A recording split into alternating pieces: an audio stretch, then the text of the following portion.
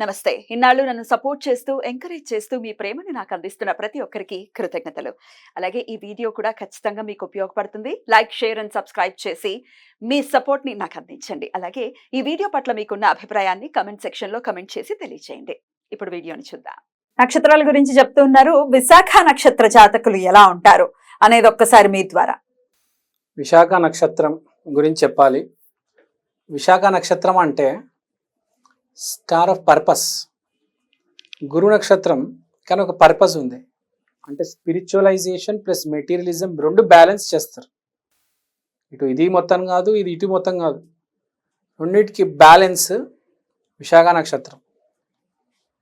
పైన స్పిరిచువల్గా ఉంటారు కానీ లోపల మెటీరియలైజేషన్ ఉంటుంది. అలా అని చెప్పి మొత్తం మెటీరియలైజేషన్ చేయరు, అవసరం ఉన్న చోట దాన ధర్మాలు చేస్తారు. కంట్రోల్ ఆఫ్ సెన్సెస్ బాగా పనిచేస్తాయి వీళ్ళకి. అంటే వీళ్ళకి కళ్ళు కానీ ముక్కు కానీ మెయిన్ ఏంటంటే వీళ్ళు అలసిపోరు, ఫోకస్ ఎక్కువ ఉంటుంది, హై ఫోకస్ పీపుల్.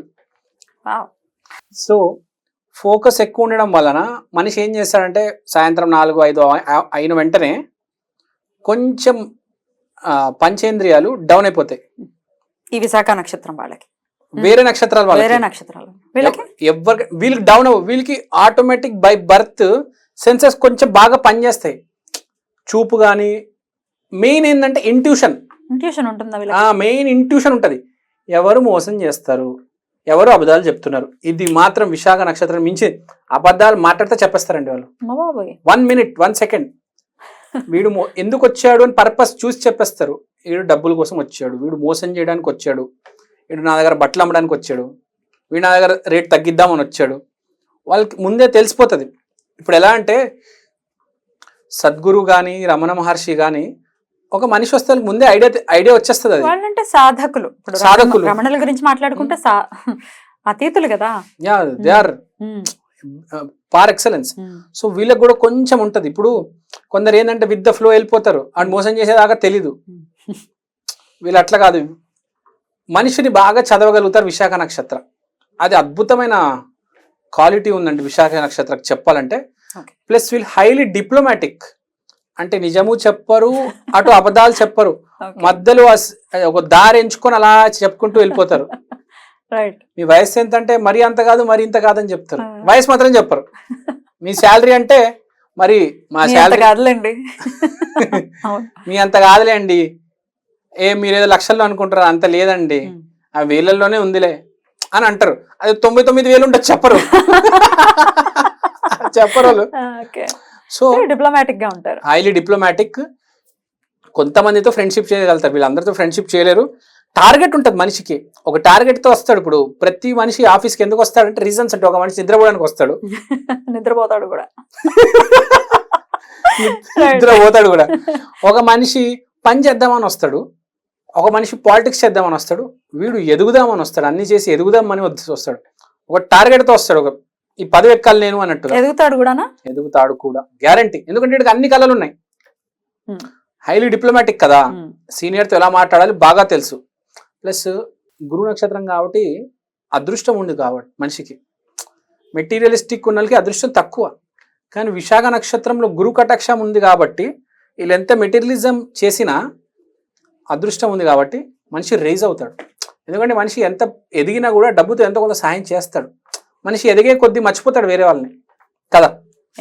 ఇప్పుడు ఒక మనిషి వాళ్ళు 1,00,000 రూపాయలు సంపాదిస్తుంటారు, నెలకు 1,00,00,000 రూపాయలు సంపాదిస్తే మనిషి అట్లా ఉండడు. ఫ్రెండ్ సర్కిల్ మారిపోతుంది, కారు మారిపోతుంది, ఇల్లు మారిపోతుంది, వీడు మారిపోతాడు, తర్వాత అన్ని మారిపోతాయి, వీడు మారిపోతాడు. వీళ్ళు అట్లా కాదు, ఎంత ఎదిగినా కూడా ఒకేలా ఉంటారు. కూడా అందరు ఫోన్ చేసి ఎలా ఉన్నారా, దూరం అయిపోయినా, ఇప్పుడు ఆఫీస్ మారిపోయినా కూడా ఎలా ఉన్నావా అమ్మా, బాగున్నావా అని అడుగుతారు. ఫ్యామిలీ ఫంక్షన్స్కి వస్తారు, మర్చిపోరు. కొంతమంది ఉంటారు అట్లా, అలాంటి వాళ్ళు విశాఖ నక్షత్రం బాగా. ఇప్పుడు ఎలా అంటే విశాఖ నక్షత్రం అంటే వి సింబల్ కదా, అంటే బ్రాంచెస్, చెట్టుకి ఎన్ని బ్రాంచెస్ ఉన్నాయి అన్ని వచ్చి కలిసేది స్టెమ్ దగ్గరే కదా. సో వీళ్ళు ఎన్ని బ్రాంచెస్ ఉన్నా, ఎంత మంది ఉన్నాయో గ్రౌండెడ్ ఉంటారు. కరెక్ట్, గ్రౌండెడ్ తెలుసు వీళ్ళకి. గ్రౌండ్ లెవెల్ మనుషులు అంటే ఏంటి, ఇమోషన్ అంటే ఏంటో తెలుసు. గాల్లో ఎగిరే బ్యాచ్ కాదు వీళ్ళు. సింహం అంటే కొంచెం గాల్లో ఎగురుతుంది, వీళ్ళు టైగర్ సింబల్ వీళ్ళది తెలుసు, అందరితో మాట్లాడతారు. సింహం కొంచెం కాన్ఫిడెన్స్ ఉంటుంది సింహానికి, తెలుసు కదా. టైగర్ అట్లా కాదు, టైగర్ గ్రౌండెడ్ యానిమల్, అందరికీ టాలెంటెడ్ కూడా మళ్ళీ టైగరే. మళ్ళీ అందరితో బాగా మాట్లాడుతుంది, నేను పెద్ద గొప్ప అని చెప్పదు. అదే సింహరాశి నేను గొప్ప నాకని ఎవరు లేరు, నువ్వెంత నేనెంత, నన్ను నిన్ను కంపేర్ చేస్తావా, నా బతికేంటి నీ బతికేంటి, ఇది సింహం.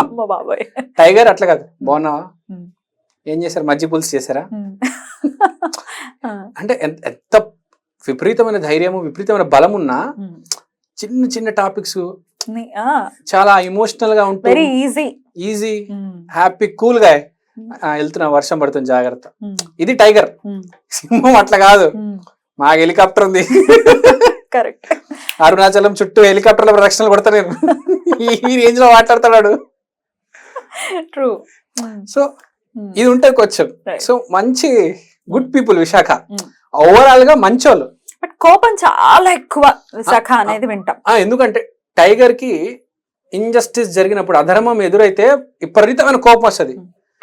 అక్కడ సింహం నుంచున్నా, ఒక నక్క జింక ఎవరి నుంచున్నా తిరగబడుతుంది, ఆలోచించదు. అధర్మం జరిగినప్పుడు నుంచి ఉంటుంది ఫస్ట్ టైగర్. టైగర్ లో చాలా గొప్ప లక్షణం, కానీ ఇంపల్సివ్నెస్ చాలా ఎక్కువ ఉంటుంది అనేది సర్వసాధారణంగా ఉంటదంటే. ఇప్పుడు మనుషుల మధ్యలో ఉండగానే ఇరిటేషన్ వస్తుంది. మనుషులు అంటే తెలుసు కదా, అందరు మంచోళ్ళు, 99% మంచోళ్ళు కాదు ఫ్రాంక్ గా చెప్పాలంటే. ఎక్కడో ఒకటి ఏదో ఇరిటేషన్ చేస్తారు, పుల్లలు పెడతారు. వీడు ఊరుకోడు కదా, వీడు ధర్మానికి కట్టబడి ఉన్నాడు. కోపం విపరీతంగా వస్తుంది, ఎందుకంటే ప్రతి చోట ఇంజస్టిస్ జరుగుతుంది, చూస్తూ ఉంటాం కదా, రోడ్డు మీద కావచ్చు, ఆఫీస్లో కావచ్చు, ఎక్కడికి వెళ్ళినా ఇంజస్టిసే ఉంది. మోసం చేద్దాం, డబ్బులు లాగేద్దాం. మంచోళ్ళు 1% అండి. ఇరిటేషన్ ఉంటుంది, కోపం ఉంటుంది, షార్ట్ టెంపర్ ఉంటుంది మనిషికి. కానీ అదే మనిషి అరుణాచలం వెళ్ళిపోతే, తిరుపతి వెళ్ళిపోతే, మంచి సత్సాంగీతంలో బాగుంటాడు. వాడికి ఎవరైతే దగ్గర ఉంటారో ఆ వాళ్ళతో చాలా బాగుంటాడు. వాళ్ళకి తెలుసు ఇటు చాలా మంచోడు అని, రియల్ గా మంచోడు ఇతను. ఏ ఫీల్డ్స్ లో ఉంటే వీళ్ళకి బెటర్ గా ఉంటున్నాం, వీళ్ళు ఏ ఫీల్డ్ లో అయినా బెటర్ అండి. కానీ వీళ్ళకి ఏంటంటే మల్టిపుల్ ఫీల్డ్స్, ఒకటే ఫీల్డ్ నమ్మకుండా, విశాఖ అంటే బ్రాంచెస్ కదా, ఒకటే దాంట్లో డబ్బు పెట్టకుండా, ఇప్పుడు స్టాక్స్ లో కొద్దిగా పెట్టుకుని, గోల్డ్ లో కొట్టుకొని, అదే నాలెడ్జ్ తెచ్చుకొని, అంటే వీళ్ళు ఆటోమేటిక్ గా వీళ్ళు నాలెడ్జ్ వస్తుంది. స్టాక్స్ లో కొద్దిగా పెడతారు, గోల్డ్ లో కొద్దిగా పెడతారు, వీళ్ళు కంపెనీలో కొద్దిగా పెడతారు, ప్రాపర్టీలో కొద్దిగా పెడతారు. అంటే ఒక జానర్ ఉండదు వీళ్ళు. బట్టలు కావచ్చు, ఆర్నమెంట్స్ కావచ్చు, ఒక డిజైన్ మళ్ళీ రెండో డిజైన్ రిపీట్ చేయరు వాళ్ళు. ఒక రోజు చేసిన బట్టలు మళ్ళీ రెండో రోజు చేయరు. చాలా వేరియేషన్ ఉంటుంది జీవితం, ఒకటే దాని మీద ఆధారపడరు. కొంతమంది ఉంటారు రోజు తెల్ల చొక్కా వేసుకుంటారు, వీళ్ళు అట్లా కాదు. అన్ని కలర్స్ ఉంటాయి, ఈ కలర్ తక్కువ ఈ కలర్ ఎక్కువ అని కాదు, అన్ని కలర్స్ బట్టలు వేస్తారు, అన్ని ప్లేసెస్ చూస్తారు, ఐలాండ్స్ చూస్తారు, బీచెస్ చూస్తారు, డెజర్ట్స్ చూస్తారు. సో బేసిక్గా విశాఖ నక్షత్రం కంప్లీట్గా చెప్పాలంటే హై ఫోకస్ నక్షత్రం, చాలా మంచి నక్షత్రం, జీవితంలో బాగా ముందుకెళ్తారు. గురు నక్షత్రం కాబట్టి దత్తాత్రేయ స్వామి అనుగ్రహం ఉంటే చాలా బాగుంటది. బ్యూటిఫుల్ నక్షత్రం, మీరు చెప్పినట్టు అద్భుతమైన నక్షత్రం, చాలా బాగుండాలి వీళ్ళు, నేను కూడా కోరుకుంటున్నా. థ్యాంక్ యూ చాలా చక్కగా వివరించారు. ఇక నెక్స్ట్ ఎపిసోడ్ లో అనురాధ గురించి మాట్లాడుకుందాం. నమస్కారం అండి. నమస్కారం, థ్యాంక్ యూ.